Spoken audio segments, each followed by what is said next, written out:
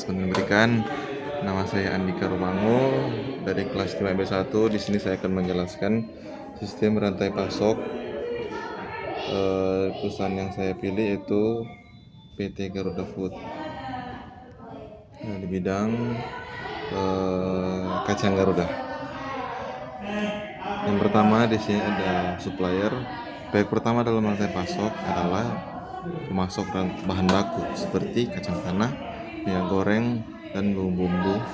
Beberapa perusahaan yang berperan sebagai pemasok antara lain di PT Jaya adalah pemasok kacang tanah yang berkualitas. Yang berikutnya adalah PT ABC, pemasok minyak goreng dan bumbu-bumbu yang akan diproduksi.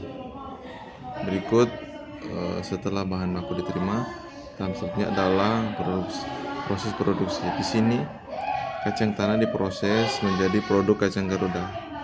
Proses ini meliputi yang pertama, pembersihan kacang tanah, penggorengan, penambahan bumbu sesuai resep. Berikutnya ada perusahaan yang terlibat dalam tahap produksi adalah PT Garuda Food sebagai perusahaan utama yang produksi kacang Garuda. Berikutnya adalah PT Bumbu Nusantara, penyedia bumbu yang digunakan dalam produk. Di sini adalah pengemasan. Setelah produk jadi, tahap berikutnya adalah pengemasan yang dilakukan untuk menjaga kualitas dan kesegaran produk. Proses ini meliputi pemilihan kemasan yang sesuai, pengisian produk ke dalam kemasan, penandaan dan pelabelan produk. Perusahaan yang terlibat dalam pengemasan antara lain PT Kemasan Sejahtera yang menyediakan kemasan yang ramah lingkungan, PT Label Indonesia yang menyediakan layanan pelabelan produk. Yang keempatnya distribusi. Setelah pengemasan, produk siap untuk didistribusikan ke berbagai saluran penjualan. Proses distribusi meliputi yang pertama, pengiriman ke distributor dan penyaluran ke toko-toko dan supermarket. Berikut ada beberapa perusahaan yang terlibat. PT Distribusi Maju, distributor utama untuk produk kacang Garuda. Berikut PT Retail Indonesia, jaringan retail yang menjual produk kacang Garuda. Yang kelima di sini bahan yang digunakan.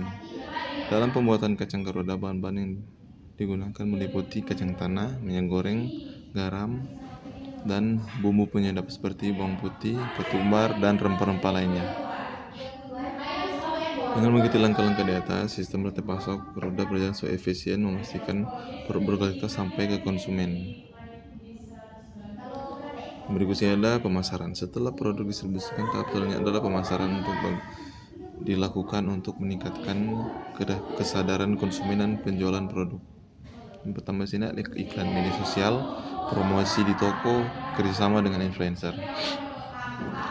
Perusahaan yang terlibat dalam pemasaran produk kacang Garuda antara lain pertama PT Market Kreatif, agensi pemasaran yang membantu dalam kampanye iklan. Yang berikut PT Media Digital, penyedia layanan iklan online. Sini ketujuh, penjualan produk. Produk kacang Garuda kemudian dijual melalui berbagai saluran termasuk toko fisik, e-commerce, dan supermarket. Beberapa penjualan yang berkolaborasi dengan kacang Garuda. Yang pertama PT Toko Rakyat, toko yang menjual produk lokal. PT e-commerce Indonesia, platform online yang menjual produk kacang Garuda. Yang ke-8 di sini adalah umpan balik dan pengembangan produk. Setelah produk berada di pasar, penting untuk mengumpulkan umpan balik dari konsumen untuk mengembangkan produk lebih lanjut. Proses ini meliputi survei kepuasan pelanggan, analisis penjualan, pengembangan varian produk baru.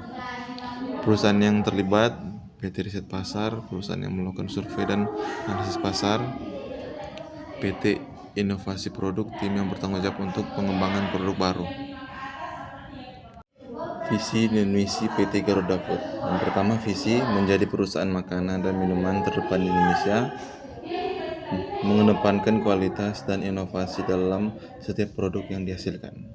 Misi dari PT Garuda Food menciptakan nilai tambah bagi masyarakat melalui produk berkualitas, memuaskan konsumen dengan produk yang inovatif dan beragam, berkontribusi pada perusahaan positif dalam masyarakat dan lingkungan, membangun hubungan yang baik dengan mitra bisnis dan stakeholder, yang terakhir mengembangkan sumber daya manusia yang kompeten dan berintegritas.